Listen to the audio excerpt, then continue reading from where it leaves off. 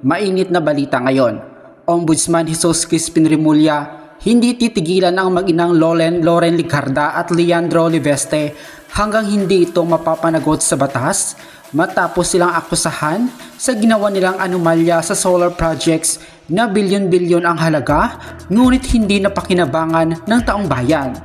Grabe, napakagarapal di umano ang pagmumuka ng mag-inang Ligarda na ito dahil matapos i-anunsyo ni Remulla na kasalukuyang nasa preliminary investigation ang umano'y ghost electricity o 10 billion worth of solar infrastructure, inireklamo ang mag-ina sa kasong plunder at graft.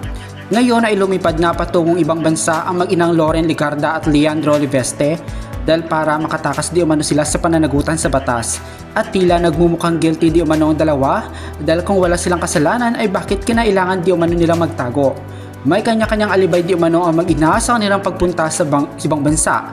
Si Leandro Liveste ay humiling ng Travel Authority mula July 26 to September 24 sa 12 bansa at di kalaunan ay agad namang sumunod ang ina nitong si Loren Ligarda. Grabe, ayon sa mga netizens, napakaraming pera daw ang mag-ina para mag-travel sa ganitong kadaming bansa sa loob lamang ng 3 buwan. Panigurado raw na sobrang stress ang mag-ina ngayon, lalo na si Loren Ligarda, kaya ito nag-ibang bansa. Pero ayon kay Ombudsman Remulla, babalik ang mga yan at baka gusto nila pag uwi nila nakaposas na. Yun ang warning ni Remulla sa kanila. Narito at panoorin na lamang ang buong updates. Superman. Mala Superman ang ebidensya dito. Pag sinabing mala Superman, malakas. Yung ebidensya naman nandiyan dyan. Sabi nyo nga, malakas. Kasi lakas ni Superman yung ebidensya. Kumpiyansa si NBI Director Melvin Matibag sa mga ebidensya na posibleng magdiin kay dating Negros Oriental Congressman Jing Paras at Batangas 1st District Representative Leandro Liviste kaugnay ng investigasyon sa umano'y tangkang character assassination laban kay Executive Secretary Ralph Recto. Ayon kay Matibag, nakaabang ang kampo ni Recto sa magiging resulta ng fact-finding ng NBI bago gumawa ng legal na hakbang. Sa kabila nito, iginiit ni Matibag na hindi pa itinuturing na suspect sina Paras at Liviste. Pero may nais daw siyang linawin sa dalawa. Number one, directed to Congressman Jing Paras. Are you categorically denying na nag-usap kayo nitong alias Ken na to? Nag-usap ba kayo o hindi? Yun lang. Pangalawa, kay Congressman Liviste, are you categorically denying na inutusan mo or nag-usap kayo ni Congressman Jing Paras para sa plano to? 4 na abogado naman mula sa isang law firm sa Ortigas ang ipapatawag din ng NBI na dawit daw sa tangkang frame-up.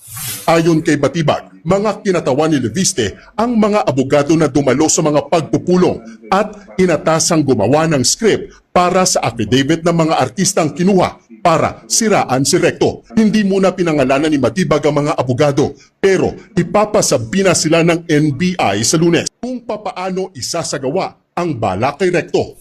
Sabi niya, kailangan lang natin na magdala ng mga tao na kailangan marunong umarte sa gagawin nating plano. So it was a character assassination. Yung executive secretary natin. Meron naman kaming mga rehearsals, meron naman kaming mga ipapabasa.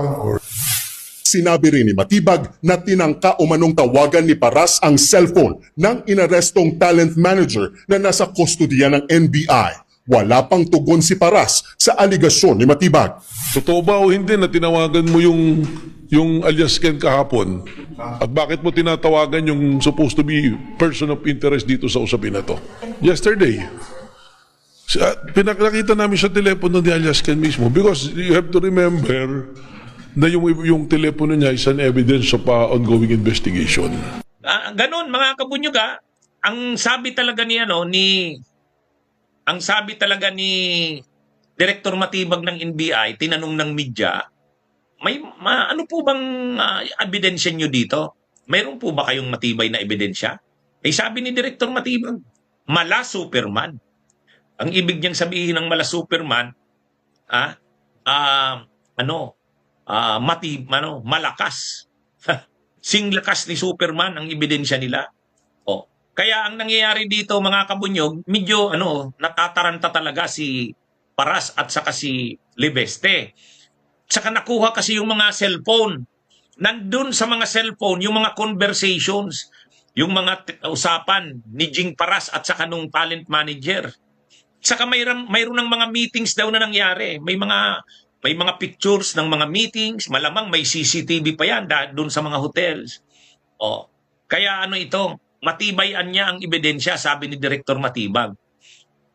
Nagpatawag na ngayon parang pinatawag na ngayon, sinubpi na itong si Paras at saka si Libeste. Kaya lang hindi sumipot si Libeste. Ganon din si Paras. Bakit sila hindi sumipot? Ay lumabas na ng bansa si Libeste. Nagpadala sana ng abogado. May abogado eh.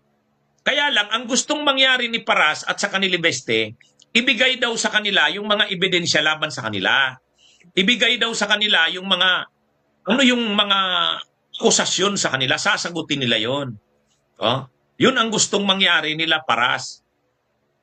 Ang sabi naman ng NBI, hindi naman namin sa inyo maibibigay kasi hindi pa naman kayo suspects. Nag-iimbestiga pa lang ang NBI.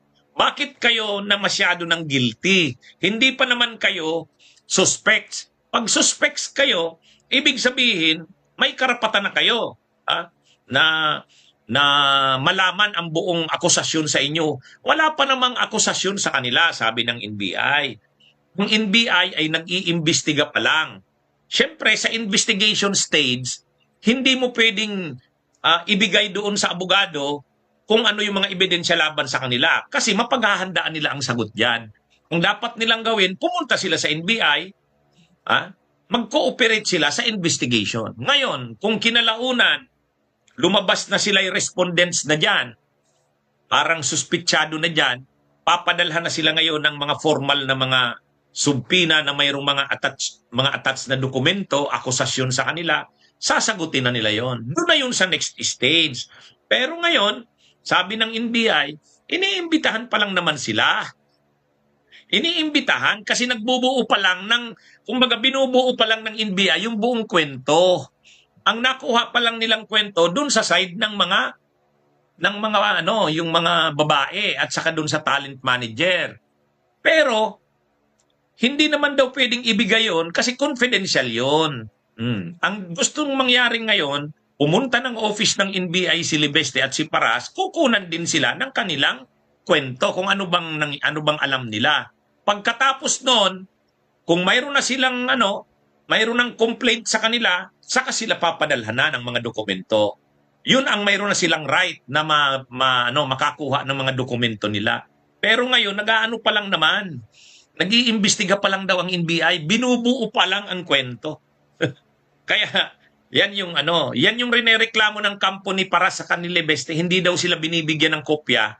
Halimbawa, yung mga text messages sa kanila, nung mga babae, sa kanong talent manager, ay hindi, sabi ng NBI, hindi pwede yan, bawal yan sa investigation. Kasi investigation pa lang ito eh. Hindi pa naman ito yung suspitsado ka na. Hindi pa, nag-iimbestiga pa lang sila. Kaya medyo mabigat ito mga kabunyog, ang sabi ng NBI, mabigat ang mga ebidensya nilang hawak. Kasi yung talent manager nagko-cooperate na, yung mga babae, mukhang hawak na ng DSWD yung mga babae kasi mga minors. Hawak na ng mga DSWD. Kaya ibig sabihin, seryoso na talaga itong kaso na to. Seryoso na itong kaso na to. Nasa DSWD na yung mga minors na babae na involved sa qualified human trafficking. Kaya mabigat mga kabunyog itong kaso na to. Sabi ni Director Matibag, parang ito, parang na ito, tawag dyan, mala Superman ang ebidensya nila. Yun ang description ni Director Matibag. So, ang isa pa dito, mayroon pang law firm na involved dito, sikat na law firm, mga kabunyog. Dito sa kasong ito, dito sa iniimbestigahan na honey trap, ang tawag kasi dito honey trap eh. Kasi Mga kabunyog, mga kababayan, magandang araw sa inyong lahat. Welcome po sa isang namang episode ng ating gabi-gabing talakayan. Mga kabunyog, katatapos lang ng talakayan namin ni dating Secretary Ronald Llamas, yung regular naming programa kada Sabado, yung Dos Amigos. Katatapos lang nito. Panoorin nyo po yung full na episode, pang 50th episode namin ngayong araw. Pero nag-live ako ngayon dito sa gabi-gabing talakayan kasi gusto kong i-discuss yung sinabi ni Ronald Llamas. Naka-live tayo, Kabunyog, Corazon Lauwico, Palix Tolentino, naka-live po tayo. Gusto kong pag-usapan yung sinabi ni Ronald kasi sabi ni Llamas, sa tansya niya, di na raw babalik si Loren. Magtatago na raw ito kaysa makulong. Sabi ko sa kanya, Nald, malayo sabi ko baliktad yung ano ko. Ako ang tingin ko babalik eh. Ganon din si dating si Ombudsman Boying Rimulya. Sabi ni Ombudsman Boying Rimulya, babalik yan. Nababalik yan kasi hindi pwedeng hindi sila bumalik. Kung hindi sila bumalik, pupusasan daw sila para bumalik. Sabi ni Ombudsman Boying. Pero si Ronald Llamas, sabi niya, hindi. Paniwala niya, hindi daw ito babalik na. Sabi ni Ronald, hindi maisip ni Loren na makukulong siya at ang kanyang anak. Nakita niya na nakulong si Marcoleta. Pinakatigasis na niya yan sa Senado. So alam niya na kahit siya, susunod na siya dyan. Kaya sabi ni Ronald, sa talakayan namin kanina, ako, attorney, ang pananaw ko dyan, hindi na yan babalik. Kaya, napanood nyo ba yon, Kabunyog Sally Herboso de la Cruz, Kabunyog Kay, Kabunyog Victoria Rulia Galvez at Lenlen Salazar, Palix Tolentino, napanood nyo ba yon, Adrian Andim Makasakit?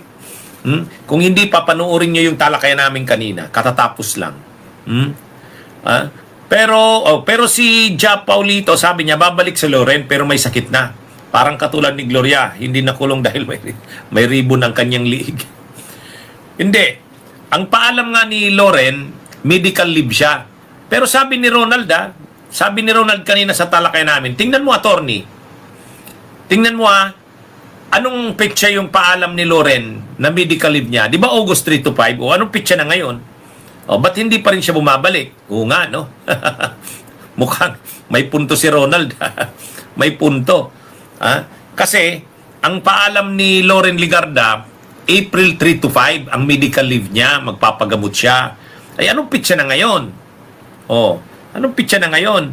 Doon pa lang, magpapaalam ka ng medical leave, tapos August 3 to 5, pupunta ka ng Europe. August 3 to 5 lang. Kaya para kay Ronald Llamas, hindi na babalik yan. Kung titingnan mo nga naman, parang totoo naman yung sinasabi ni Ronald na mahirap isipin sa part ni Loren na makukulong siya. So, hindi niya kayang makulong siya eh. Hindi niya kayang makulong siya. Imaginin mo, makukulong siya. Kumbaga, yung matagal niya ng pangalan. Siyempre, public figure, personality, celebrity. Tapos ngayon, makukulong siya.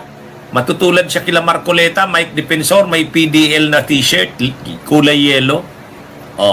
Kaya, sabi ni Ronald Llamas, ako, attorney, hindi ako naniniwalang babalik pa yan. Pero ako naman, ang sabi ko naman, babalik yan dahil siyempre, hindi niya naman kayang magtago na tulad ni Bato. Hindi niya naman kayang magtago na tulad ni Roque. Saka ni Saldico. Kaya lang, ang sinasabi nga naman ni Ronald, pero mas isipin mo, anong gusto mo? Magtago ka na lang sa Europe? O makulong ka? Yun lang naman. Yung dalawang pag-iisipan eh. Anyway, mga kabunyog, magandang abangan ito. Magandang abangan. Ano nga kayang gagawin ni Loren Ligarda? Anong gagawin niya? Pero kung doon nga babasihan, ang nirequest niyang medical leave, August 3 to 5. Anong pitsa na ngayon? Anong pitsa na ngayon? Pitsa 8 na eh. O, tama nga naman, ano? At saka totoo rin, sa klase ni Loren Legarda, hindi niya maisip na makukulong siya. So, yun ang posibleng, yun ang posibleng dahilan bakit hindi na siya babalik. Kumbaga, mas gugustuhin niya ng magtago kaysa sa bumalik sa Pilipinas at makulong. Hindi niya maiisip yon. Hindi niyo sukat maisip yon na makukulong siya. Hindi niya kaya yon. Kung si Marcoleta ay nakulong, si Loren hindi. Mas nakakahiya para kay Loren. Oo, tama si Victoria Rulia Galvez. Kaya, sabi ni Ronald Llamas, hindi na yan babalik. Hindi kaya ni Loren yan. Mas pipilitin niya na magtago. Iba naman dun sa sabi ko. Ang sabi ko naman, hindi kaya ni Loren magtago. Kaya babalik yon. Yun din ang sabi ni ni Ombudsman Buying.